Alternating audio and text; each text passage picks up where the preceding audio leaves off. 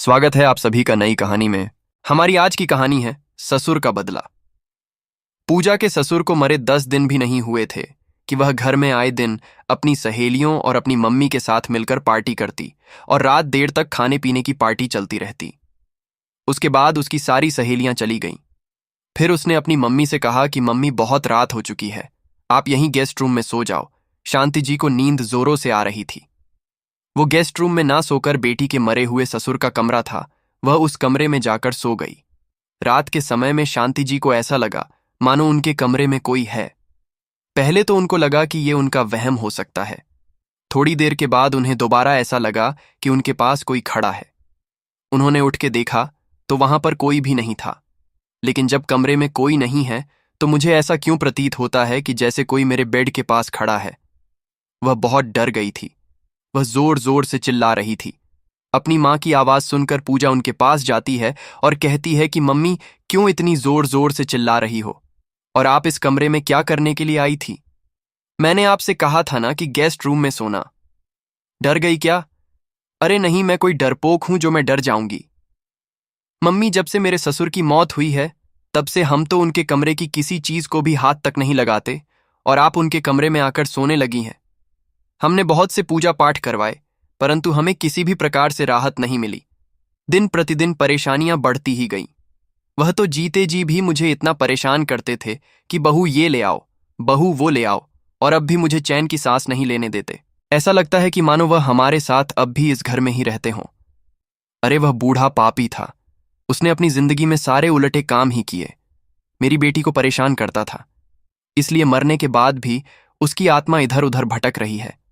जो उसने पाप नहीं किए होते तो वह कब के मुक्त हो जाते और अपनी नई जिंदगी में आराम से रह रहे होते।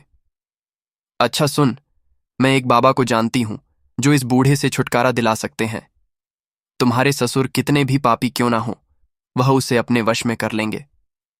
एक दिन हम दोनों उस बाबा के पास चलते हैं और उनको इस सारी घटना के बारे में बता देंगे जो हमारे साथ हो रही है।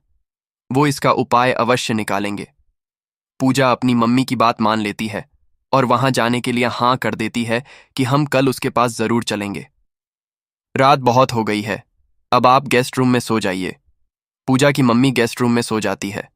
सुबह होते ही पूजा अपनी मम्मी से कहती है कि मैं आज आपके लिए अच्छे अच्छे पकवान बनाती हूँ। फिर हम दोनों माँ बेटी साथ में बैठ के खाना खाते हैं। पूजा अपनी मम्मी के लिए उनकी पसंद के सारे पकवान बना देती है। तभी कमरे से अजीब सी आवाज आती है। पूजा, क्यों तुम अपनी माँ के लिए उनकी पसंद के पकवान बना रही हो? उनकी पसंद का खाना बनाने की क्या जरूरत थी? वही रात की बची कुची सब्जी और रोटी दे देती इस बुढ़िया को खाने के लिए। अपने ससुर की आवाज सुनकर पूजा बहुत अधिक डर गई। पूजा के ससुर ने कहा, जाओ और फ्रिज से बासी सब्जी और रोटी लेकर आओ और अपनी माँ को दो। अगर इस बुढ़िया ने नहीं खाया तो मैं इसके साथ ऐसा सलूक करूंगा जैसा इसने कभी सोचा भी नहीं होगा। पूजा डरकर फटाफट फ्रिज से बासी सब्जी और रोटी ले आती है और अपनी माँ को खाने के लिए दे देती है। शांति जी भी फटाफट डर के कारण उस बासी खाने को खा लेती है। ये आवाज पूजा के ससुर मोहन लाल जी की थी, जो अब इस दुनिया में नहीं है। उसके ऐसा बोलने से पूजा और उसकी माँ डर के मारे एक कोने से लग जाती है। पूजा अपने ससुर से बोलती है कि आप पहले तो हमें कुछ नहीं बोलते थे, अब अचानक आपको क्या हो गया? पहले तो आप सिर्फ अपने कमरे में ही रहते थे, लेकिन अब तो आप अपने कमरे से बाहर आकर हमें ऐसे डराने भी लग गए हैं। मम्मी, अब आया आपको यकीन मेरी बात का कि ससुर जी अभी भी यहीं हैं। वह कहीं नहीं गए हैं। वह अपने कमरे में ही रहते हैं। वो यहां से कहीं नहीं गए हैं। तुम भूल भी कैसे सकती हो कि तुम दोनों ने मुझे किस तरह से परेशान किया था, कैसे मेरे साथ दुर्व्यवहार करती थी, मुझे खाना भी नहीं देती थी, घर के सारे काम भी नौकरों की तरह मुझसे कराती थी, जैसे मैं इस घर का नौकर हूं। अरे, मैंने तो तुझे अपनी बेटी की तरह माना था कि मेरी कोई बेटी नहीं है। बेटे के विवाह के बाद बहू आ जाएगी तो मैं उसे अपनी बहू नहीं बेटी ही समझूंगा। परंतु तुम तो बेटी बनने के लायक ही नहीं हो। जिस तरह से तुमने मेरे साथ किया है ना, ऐसा तो कोई अपने दुश्मन के साथ भी नहीं करता। अब जो तुम माँ बेटी ने मेरे साथ करना था वो तो तुमने कर लिया। अब मेरी बारी हुई ना।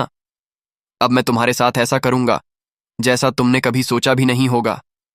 मैं तुम्हारा सुख चैन दोनों तुमसे छीन लूंगा। ये बात सुनते ही पूजा की मां डर जाती है और अचानक से जमीन पर गिर जाती है। उसको ऐसा देखकर पूजा भी डर जाती है। थोड़ी देर के बाद पूजा अपनी मां को अपने कमरे में ले जाती है और उन्हें पानी पिलाती है और होश में लाने की कोशिश करती है। फिर कुछ देर बाद उन्हें होश आ जाता है और वह बहुत घबराई हुई होती है और उसे कुछ भी याद नहीं आ रहा था कि उनके साथ क्या हुआ है और कैसे वह बेहोश हुई। उनकी ऐसी हालत देखकर पूजा बहुत घबरा गई थी और उसे अपनी आप बीती याद आने लगी। फिर उसको एक पुरानी घटना याद आई कि उसने कैसे अपने ससुर को छत से गिराकर मारने की कोशिश की थी। उसे एक दिन की बात याद आई कि उस दिन वो अपनी मां के साथ एक शादी में गई थी और अपने ससुर के लिए खाना बनाकर नहीं गई थी। फिर पूजा और उसकी मां शादी से रात के 12 बजे के आसपास लौटे थे। तो उसके ससुर ने पूजा से कहा, बहू, आज तुमने सुबह मेरे लिए खाना नहीं बनाया। तो पूजा ने अपने ससुर से कहा था कि एक दिन खाना नहीं खाओगे तो मर तो नहीं जाओगे। उस दिन पूजा ने अपने ससुर को खाना नहीं दिया था। फिर अगले दिन भी उसने अपने ससुर को खाने के लिए पिछले 2 दिन की बची सूखी रोटी दी थी। पूजा को सब याद आ रहा था कि उसने अपने ससुर पर क्या क्या अत्याचार किए थे। उसको याद आया कि वह अपने ससुर से घर का सारा काम करवाती थी, जैसे कपड़े धुलवाना और घर की साफ सफाई करवाना।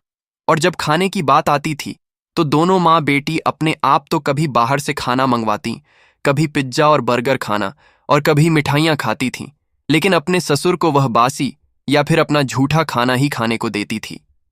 उसे अपने ऊपर बोझ समझती थी और उससे जल्द से जल्द छुटकारा पाना चाहती थी।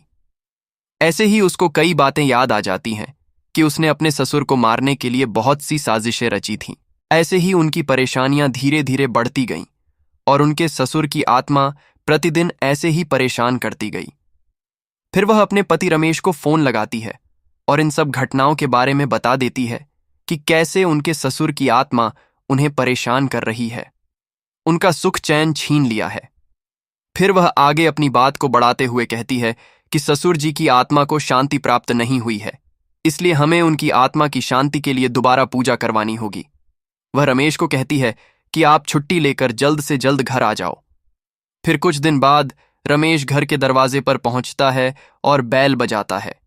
तभी पूजा दरवाजा खोलती है और अपने पति को देखकर गले लगा लेती है और फूट फूट कर रोने लगती है। कुछ दिनों के बाद रमेश अपने पिता की आत्मा की शांति के लिए घर में पूजा करवाता है। उसने 4 पंडितों को बुलाया होता है और वह पूजा करनी प्रारंभ करते हैं। वह पंडित पहले ही निर्देश दे देते हैं कि हम आपसे जो भी प्रश्न करेंगे, आपको उसका सही उत्तर देना है। अगर आपने झूठ बोला तो रमेश के पिताजी की आत्मा उन पर हावी हो जाएगी। फिर वह मंत्र पढ़ने शुरू करते हैं। जैसे ही उनका जाप शुरू होता है, तभी उनकी बहू पूजा को दरवाजे पर कोई बुजुर्ग आता दिखाई पड़ता है और वह जोर जोर से चिल्लाना शुरू कर देती है कि देखो बाबूजी आ गए। लेकिन उसके अलावा किसी और को रमेश के पिताजी नजर नहीं आ रहे थे।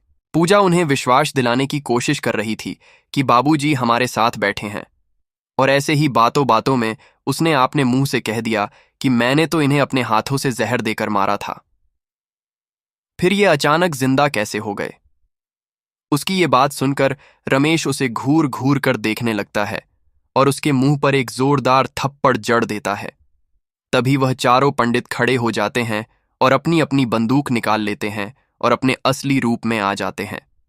उनको ऐसा करता देख पूजा आश्चर्यचकित रह जाती है और फिर वह पंडित कहते हैं कि हम कोई पंडित नहीं हैं, हम पुलिस वाले हैं और हमने ये सब नाटक तुम्हारी सच्चाई जानने के लिए किया था।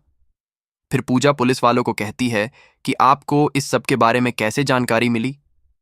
पुलिस वालों ने कहा कि तुम्हारे पति रमेश ने हमें पहले भी फोन करके बताया था कि उसे अपनी पत्नी के ऊपर शक है, परंतु जब रमेश के पास उसके पिता का फोन आया और उसने सारी सच्चाई रमेश को बताई कि कैसे बहू उसे मारने के लिए साजिश रच रही है, तो ये सब जानने के बाद हमारे पास फोन किया कि कैसे उसकी पत्नी उसके पिता को मारने की कोशिशें कर रही है, और तुम्हारी सच्चाई जानने के लिए हमने यह खेल रचा। उसके बाद जब तुमने अपने ससुर को मारने के लिए खाने में जहर मिलाकर दिया, तो पिताजी ने वो खाना नहीं खाया और सिर्फ हमारे प्लान के मुताबिक मरने का नाटक किया, क्योंकि अपने पिता की बात सुनकर मैंने तुम्हें सबक सिखाने के बारे में सोच लिया था कि तुम्हें अपनी करने की सजा तो जरूर मिलनी ही चाहिए, नहीं तो हर बहू अपने सास ससुर के साथ ऐसा ही व्यवहार करेगी और उनसे पीछा छुड़ाने के लिए उन्हें जहर देकर मार देगी।